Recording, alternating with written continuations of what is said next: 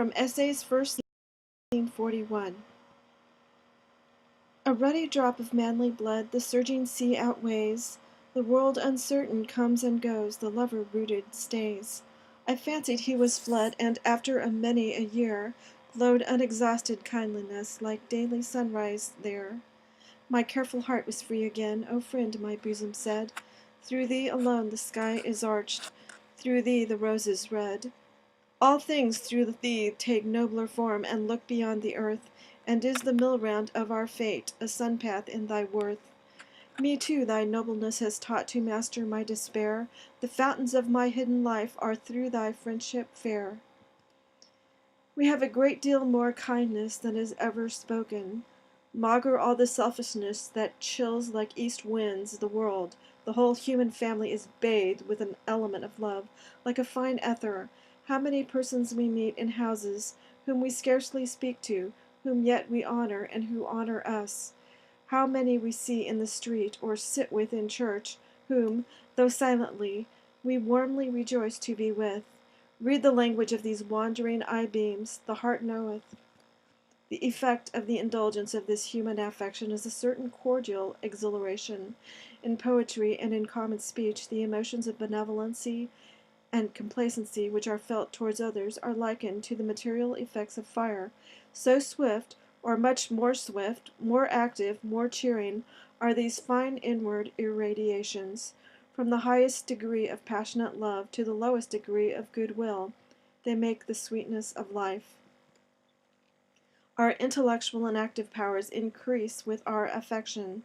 The scholar sits down to write, and all his years of meditation do not furnish him with one good thought or happy expression. But it is necessary to write a letter to a friend, and, forthwith, troops of gentle thoughts invest themselves on every hand with chosen words.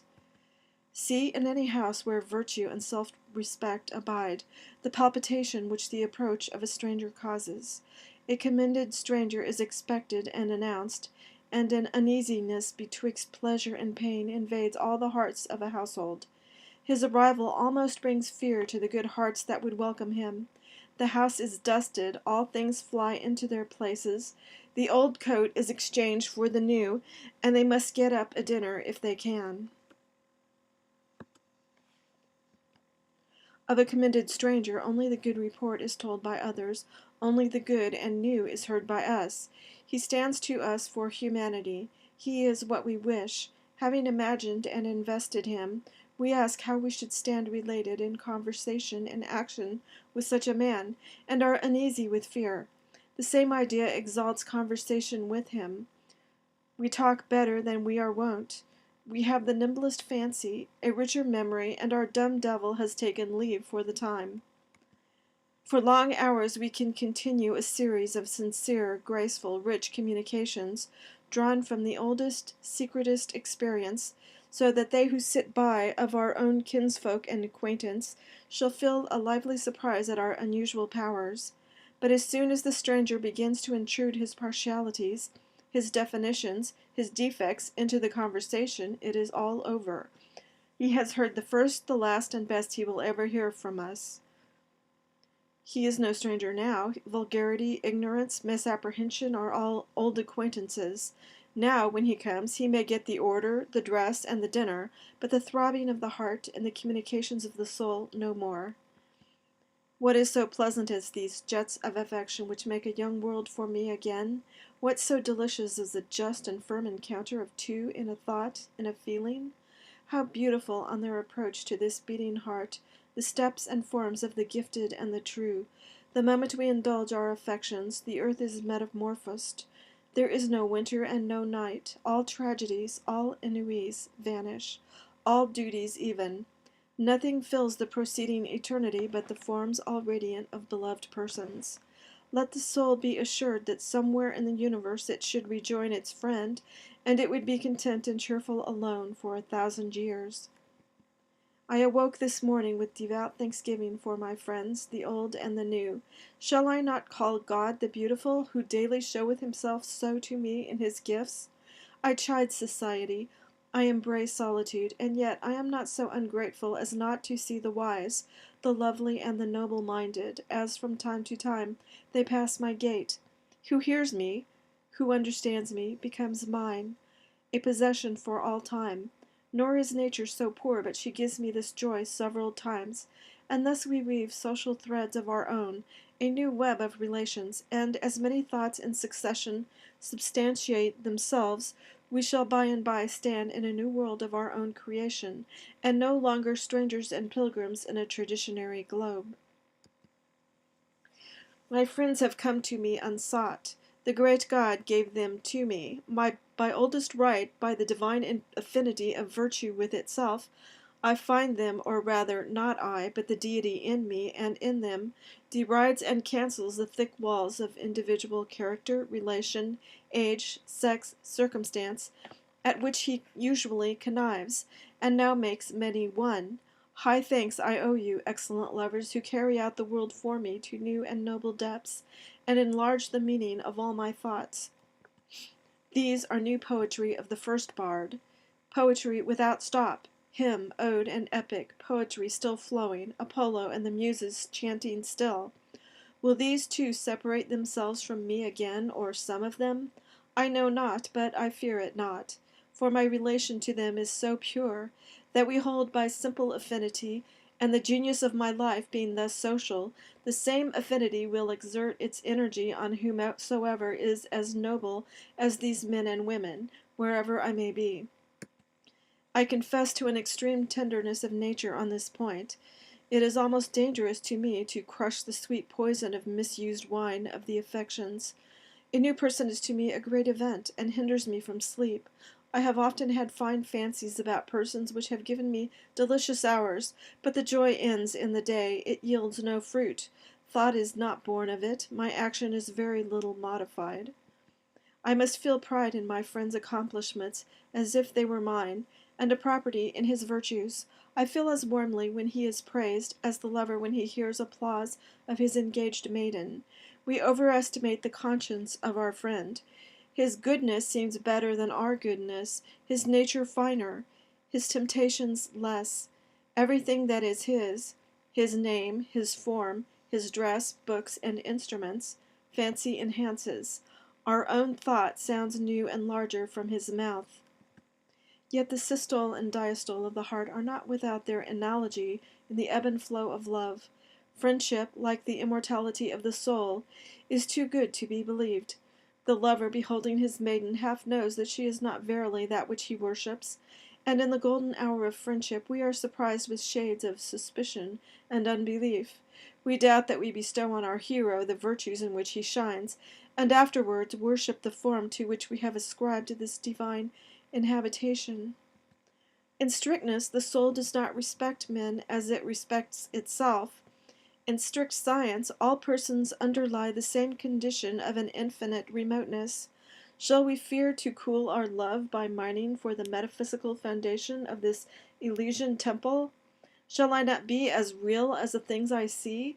If I am, I shall not fear to know them for what they are. Their essence is not less beautiful than their appearance, though it needs finer organs for its apprehension. The root of the plant is not unsightly to science, though for chaplets and festoons we cut the stem short. And I must hazard the production of the bald fact amidst these pleasing reveries, though it should prove an Egyptian skull at our banquet. A man who stands united with his thought conceives magnificently of himself. He is conscious of a universal success, even though bought by uniform particular failures. No advantages, no powers, no gold or force can be any match for him. I cannot choose but rely on my own poverty more than on your wealth. I cannot make your consciousness tantamount to mine. Only the star dazzles, the planet has a faint moon-like ray. I hear what you say of the admirable parts and tried temper of the party you praise, but I see well that for all his purple cloaks I shall not like him, unless he is at last a poor Greek like me.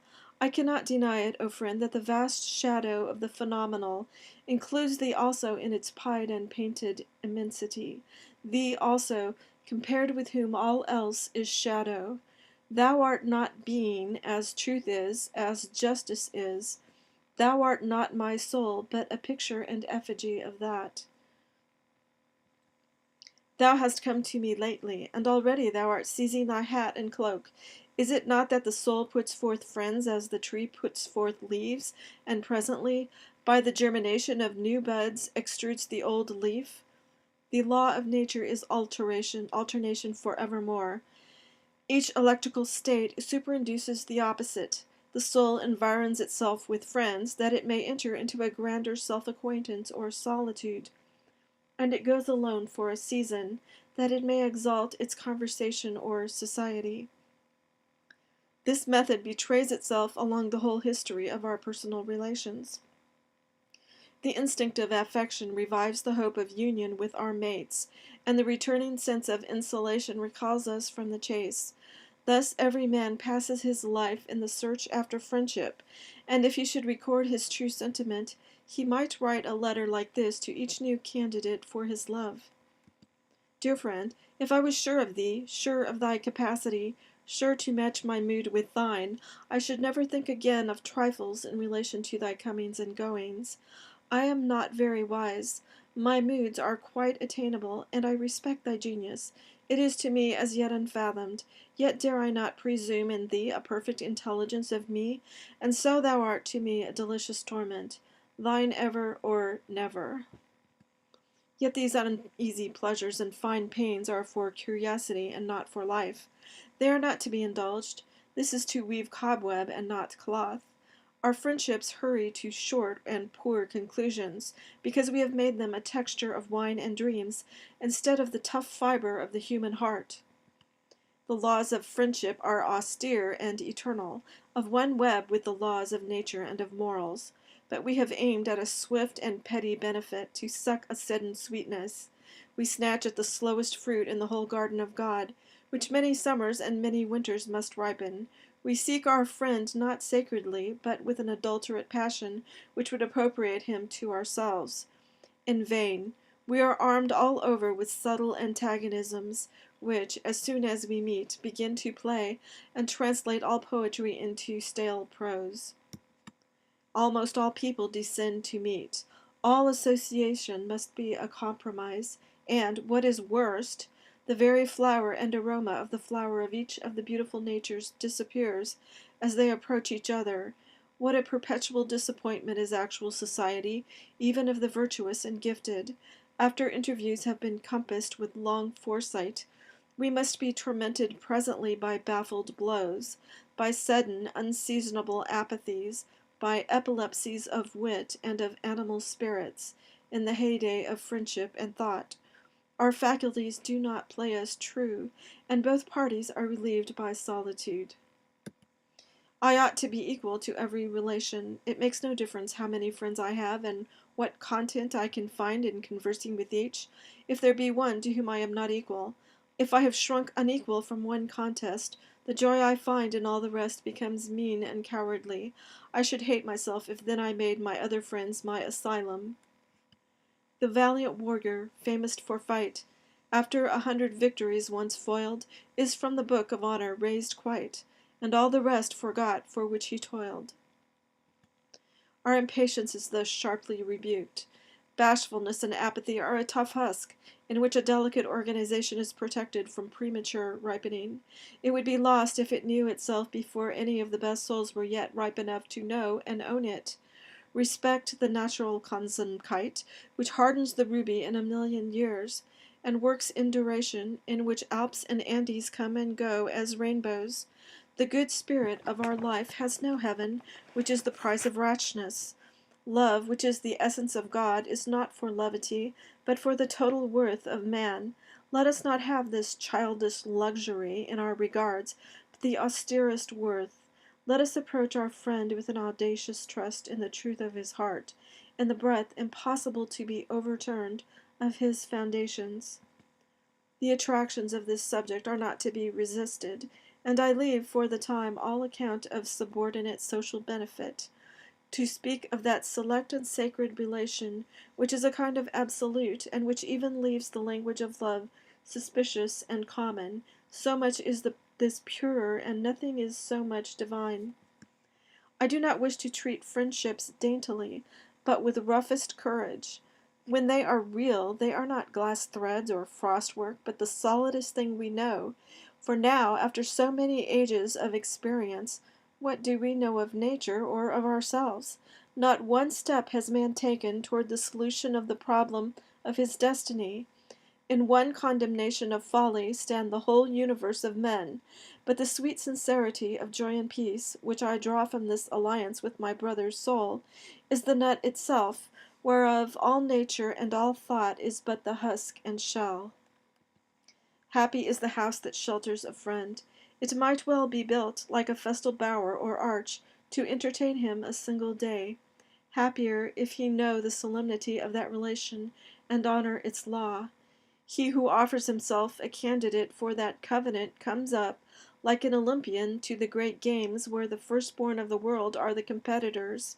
He proposes himself for contests where time, want, danger are in the lists, and he alone is victor who has truth enough in his constitution to preserve the delicacy of his beauty from the wear and tear of all these.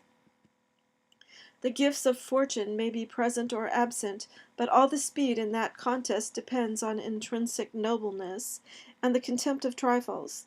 There are two elements that go to the composition of friendship, each so sovereign that I can detect no superiority in either, no reason why either should be first named.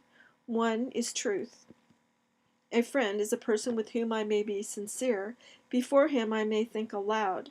I am arrived at last in the presence of a man so real and equal that I may drop even those undermost garments of dissimulation, courtesy, and second thought, which men never put off, and may deal with him with the simplicity and wholeness with which one chemical atom meets another. Sincerity is the luxury allowed, like diadems and authority, only to the highest rank, that being permitted to speak truth, as having none above it to court or conform unto. Every man alone is sincere. At the entrance of a second person, hypocrisy begins. We parry and fend the approach of our fellow man by compliments, by gossip, by amusements, by affairs. We cover up our thought from him under 100 folds. I knew a man who, under a certain religious frenzy, cast off this drapery, and, omitting all compliment and commonplace, spoke to the conscience of every person he encountered, and that with great insight and beauty. At first he was resisted, and all men agreed he was mad, but persisting, as indeed he could not help doing, for some time in this course, he attained to the advantage of bringing every man of his acquaintance into true relations with him. No man would think of speaking falsely with him, or of putting him off with any chat of markets or reading rooms, but every man was constrained by so much sincerity to the like plain dealing, and what love of nature, what poetry, what symbol of truth he had, he did certainly show him. But to most of us, society shows not its face and eye, but its side and its back. To stand in true relations with men in a false age is worth a fit of insanity, is it not?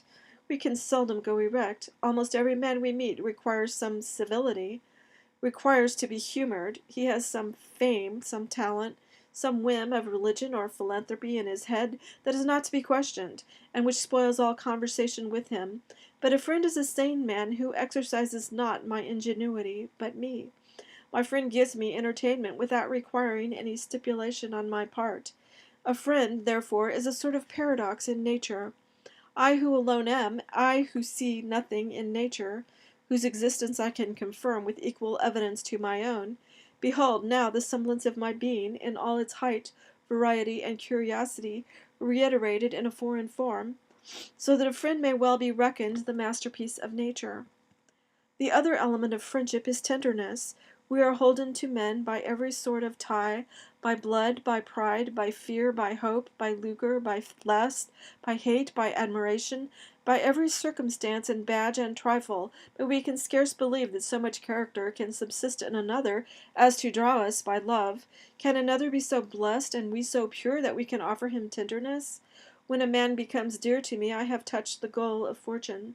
I find very little written directly to the heart of this matter in books, and yet I have one text which I cannot choose but remember. My author says, I offer myself faintly and bluntly to those whose I effectually am, and tender myself least to him to whom I am the most devoted. I wish that friendship should have feet as well as eyes and eloquence. It must plant itself on the ground before it vaults over the moon. I wish it to be a little of a citizen before it is quite a cherub. We chide the citizen because he makes love a commodity. It is an exchange of gifts, of useful loans. It is good neighborhood. It watches with the sick. It holds the pall at the funeral, and quite loses sight of the delicacies and nobility of the relation. But though we cannot find the god under this disguise of a subtler, yet, on the other hand, we cannot forgive the poet if he spins his thread too fine, and does not substantiate his romance by the municipal virtues of justice, punctuality, fidelity, and pity. I hate the prostitution of the name of friendship to signify modish and worldly alliances. I much prefer the company of ploughboys and tin peddlers to the silken and perfumed amity which celebrates its days of encounter by a frivolous display, by rides in a curricle and dinners at the best taverns. The end of friendship is a commerce the most strict and homely that can be joined, more strict than any of which we have experience. It is for aid and comfort through all the relations and passages of life and death. It is fit for serene days and graceful gifts and country rambles, but also for rough roads and hard fare, shipwreck, poverty, and persecution. It keeps company with the sallies of the wit and the trances of religion. We are to dignify to each other the daily needs and offices of man's life, and embellish it by courage, wisdom, and unity. It should never fall into something usual and settled, but should be alert and inventive, and add rhyme and reason to what was drudgery. Friendship may be said to require natures so rare and costly, each so well-tempered and so happily adapted, and withal so circumstanced, for even in that particular, a poet says love demands that the parties be altogether paired, that its satisfaction can very seldom be assured. It cannot subsist in its perfection, say some of those who are learned in this warm lore of the heart, betwixt more than two. I am not quite so strict in my terms, perhaps because I have never known so high a fellowship as others. I please my imagination more with a circle of godlike men and women, variously related to each other, and between whom subsists a lofty intelligence.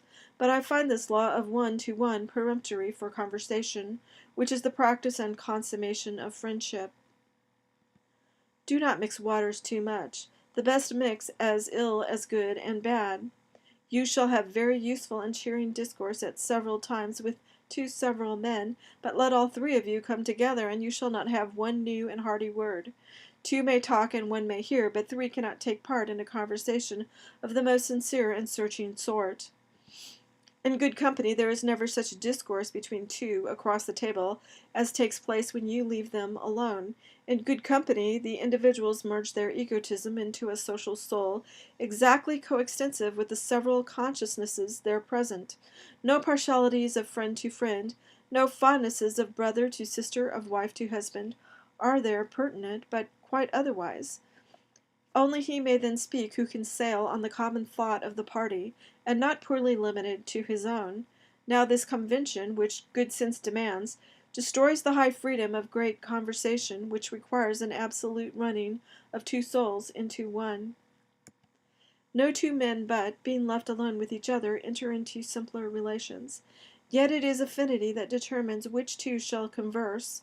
Unrelated men give little joy to each other, will never suspect the latent powers of each. We talk sometimes of a great talent for conversation, as if it were a permanent property in some individuals. Conversation is an evanescent relation, no more. A man is reputed to have thought and eloquence. He cannot, for all that, say a word to his cousin or his uncle. They accuse his silence with as much reason as they would blame the insignificance of a dial in the shade. In the sun it will mark the hour. Among those who enjoy his thought, he will regain his tongue. Friendship requires that rare mean betwixt likeness and unlikeness, that piques each with the presence of power and of consent in the other party. Let me be alone to the end of the world, rather than that my friend should overstep, by a word or a look, his real sympathy. I am equally balked by antagonism and by compliance. Let him not cease an instant to be himself, The only joy I have in his being mine is that the not mine is mine. I hate, where I looked for a manly furtherance, or at least a manly resistance, to find a mush of concession. Better be a nettle in the sight of your friend than his echo. The condition which high friendship demands is ability to do without it.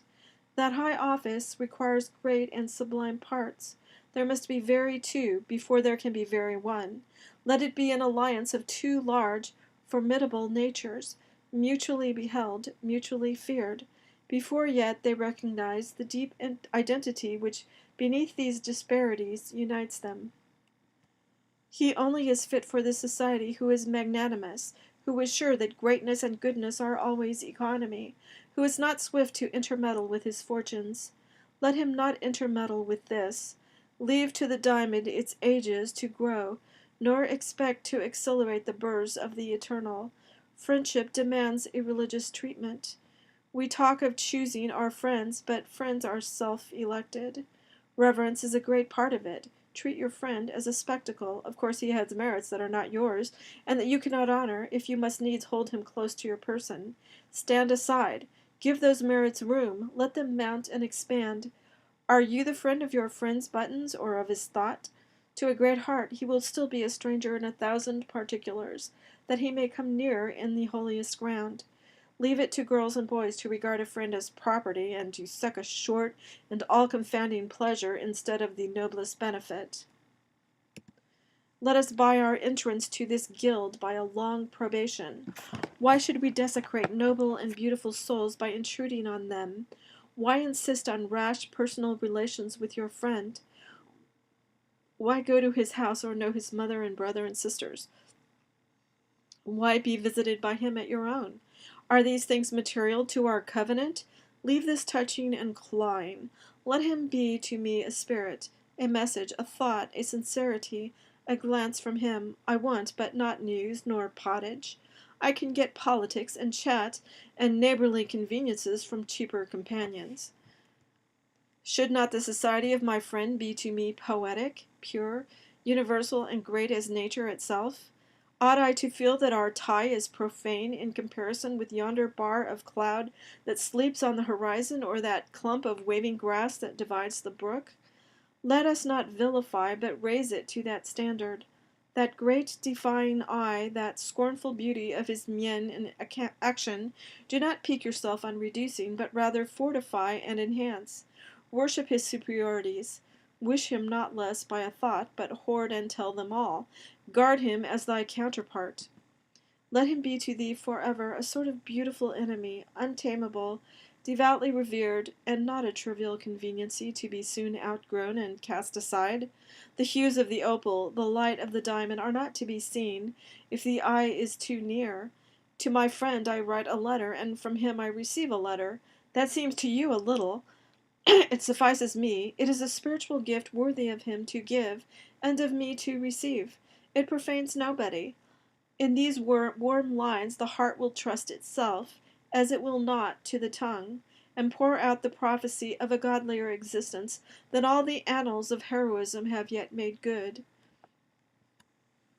Respect so far the holy laws of this fellowship as not to prejudice its perfect flower by your impatience for its opening. We must be our own before we can be another's. There is at least this satisfaction in crime, according to the Latin proverb. You can speak to your accomplice on even terms, crimen quos inquinat equat. To those whom we admire and love, at first we cannot. Yet the least defect of self-possession vitiates, in my judgment, the entire relation. There can never be deep peace between two spirits, never mutual respect, until, in their dialogue, each stands for the whole world. What is so great as friendship, let us carry with what grandeur of spirit we can. Let us be silent, so we may hear the whisper of the gods. Let us not interfere. Who set you to cast about what you should say to the select souls, or how to say anything to such? No matter how ingenious, no matter how graceful and bland, there are innumerable degrees of folly and wisdom, and for you to say aught is to be frivolous. Wait, and thy heart shall speak. Wait until the necessary and everlasting powers overpowers you, until day and night avail themselves of your lips. The only reward of virtue is virtue. The only way to have a friend is to be one. You shall not come nearer a man by getting into his house. If, unlike, his soul only flees the faster from you, and you shall never catch a true glance of his eye. We see the noble afar off, and they repel us. Why should we intrude? Late, very late, we perceive that no arrangements, no introductions, no consuetude, or habits of society, would be of any avail to establish us in such relations with them as we desire, but solely the uprise of nature in us to the same degree it is in them. Then shall we meet as water with water, and if we should not meet them then, we shall not want them, for we are already they. In the last analysis, love is only the reflection of a man's own worthiness from other men. Men have sometimes exchanged names with their friends, as if they would signify that in their friend each loved his own soul. The higher the style we demand of friendship, of course the less easy to establish it with flesh and blood. We walk alone in the world. Friends, such as we desire, are dreams and fables, but a sublime hope cheers ever the faithful heart, that elsewhere, in other regions of the universal power, souls are now acting, enduring, and daring, which can love us, and which we can love. We may congratulate ourselves that the period of non-age, of follies, of blunders, and of shame, is past in solitude, and when we are finished men, we shall grasp heroic hands in heroic hands. Only be admonished by what you already see, not to strike leagues of friendship with cheap persons, where no friendship can be. Our impatience betrays us into rash and foolish alliances which no God attends. By persisting in your path, though you forfeit the little you gain the great. You demonstrate yourself so as to put yourself out of the reach of false relations, and you draw to you the firstborn of the world. Those rare pilgrims whereof only one or two wander in nature at once, and before whom the vulgar great show is spectres and shadows merely. It is foolish to be afraid of making our ties too spiritual, as if so we could lose our genuine love. Whatever correction of our popular views we make from insight, nature will be sure to bear us out in, and though it seem to rob us of some joy, will repay us with a greater. Let us feel, if we feel, the absolute insulation of man. We are sure that we have all in us. We go to Europe, or we pursue persons, or we read books, in the instinctive faith that these will call it out and reveal us to ourselves. Beggars all. The persons are such as we, the Europe an old faded garment of dead persons, the books their ghosts. Let us drop this idolatry, let us give over this mendicancy. Let us even bid our dearest friends farewell and defy them, saying, Who are you? Unhand me, I will be dependent no more. Ah, seest thou not, O brother, that thus we part only to meet again on a higher platform, and only be more each other's because we are more our own? A friend is Janus-faced, he looks to the past and the future.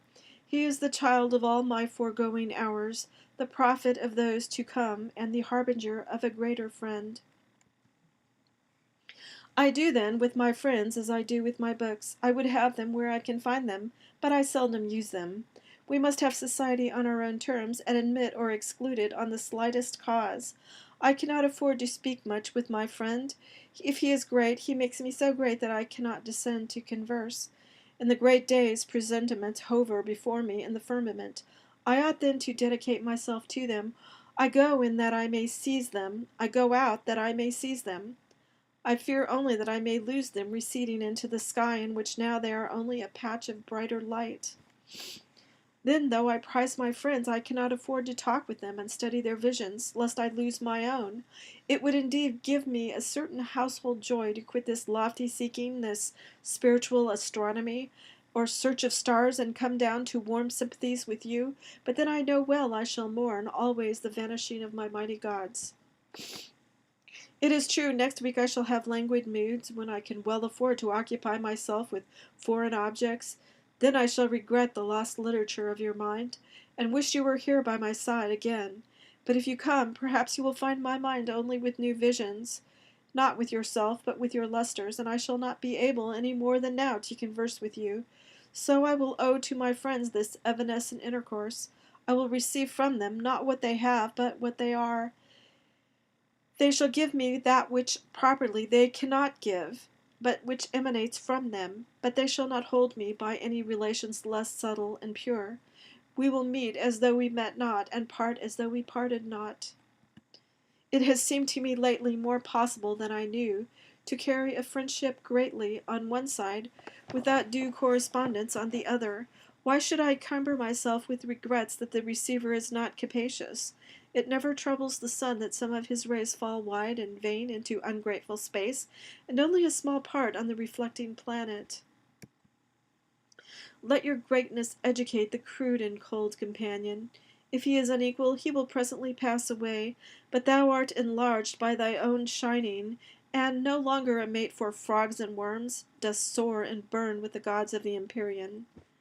It is thought a disgrace to love unrequited, but the great will see that true love cannot be unrequited. True love transcends the unworthy object, and dwells and broods on the eternal, and when the poor interposed mask crumbles, it is not sad, but feels rid of so much earth, and feels its independency the surer. Yet these things may hardly be said without a sort of treachery to the relation. The essence of friendship is entireness, a total magnanimity and trust. It must not surmise or provide for infirmity. It treats its object as a god that it may deify both.